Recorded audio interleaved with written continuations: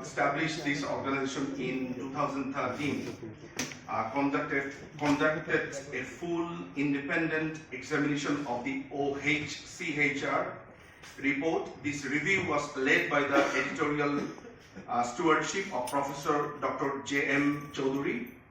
We are not revealing the full name, as you can understand the risk behind this, because if we reveal their name, full name, they might be in trouble, because they all are in Bangladesh at this moment. So you fully understand the situation there, that we cannot even tell their name properly. And she's one of the eminent professor, but I'm not going to tell that which university she's from for the security purpose. And then Professor Dr. S.M. Masumbillah, I'm telling his name because he's outside of Bangladesh at this moment. So he was a former professor of Jagannath University, and he is in exile in France at this moment. And supported by an international legal team including barrister M.R. Khan, I cannot reveal his full name. He's a barrister from England, and myself as a head of the legal team. And Miss N. Mustafa, barrister Shubho and barrister S.A. Chaudhary from UK, but they're all living in Bangladesh. Their collective expertise in constitutional and international human rights law underpins this rebuttal.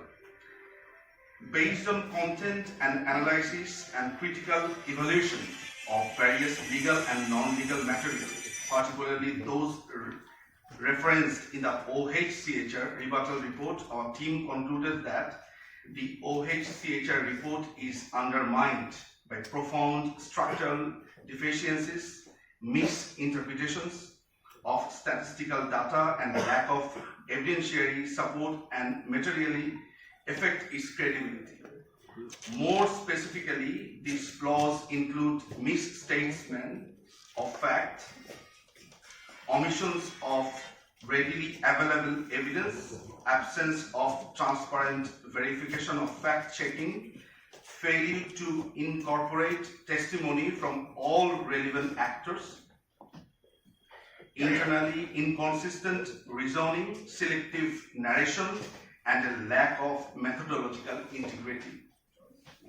Taken together, these shortcomings render the report incapable of sustaining its sweeping conclusions and risk misleading the international community. Just to let you know another information, that these documentation, the United Nations documentation, has been used in so-called International Crimes Tribunal in Bangladesh. You know what actually had happened there. There was no representations, nothing. There was no opportunity for the so-called accused.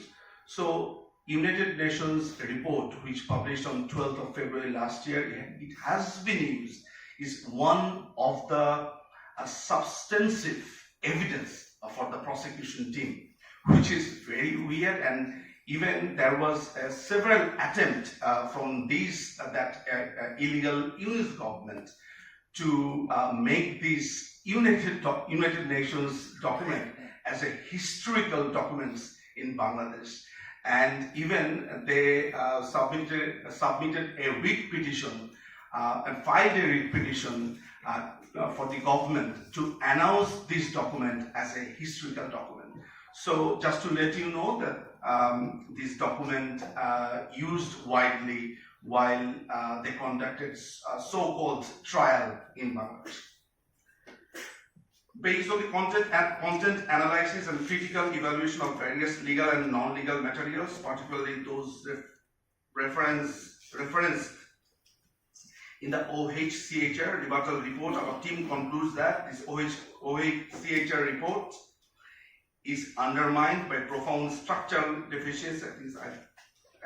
Taken together, these shortcomings render the report incapable of sustaining its sweeping conclusions and risk misleading the international community. In contrast, these triangulate our findings. The rebuttal report incorporates key informant interviews with former ministers, senior police officials, student leaders, and other professionals. All interviews were conducted with explicit names and designation, enabling further investigation and cross-checking for validity. The OHCHR claims that its findings rest on thorough and independent assessment of collected information. However, the report's own methodology reveals a compromised data collection process. This fact-finding mission operated under restriction imposed by the interim illegal Yunus government and was unable to interview high-ranking security officials of the former Sheikh Hasina of the last government in Bangladesh, who remained. This information was channeled through the interim authorities rather than collected independently, fundamentally impairing impartiality. Moreover, the inquiry was restricted to events up to 15 August 2024, despite widespread evidence of revenge violence thereafter. The report also fails to explain how its sample was selected or how representativeness was ensured, making its generalizations, especially allegation of systematic extrajudicial killing, unjustifiable.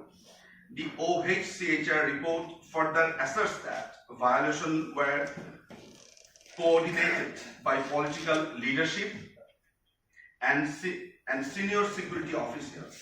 Yet this claim rests largely on speculation rather than verifiable evidence. It contradicts testimony from senior student leaders who confirmed that Prime Minister Sheikh Hasina repeatedly urged, restrained, and directed that security matters be handled by appropriate authorities. In Bangladesh, that is happened and happening.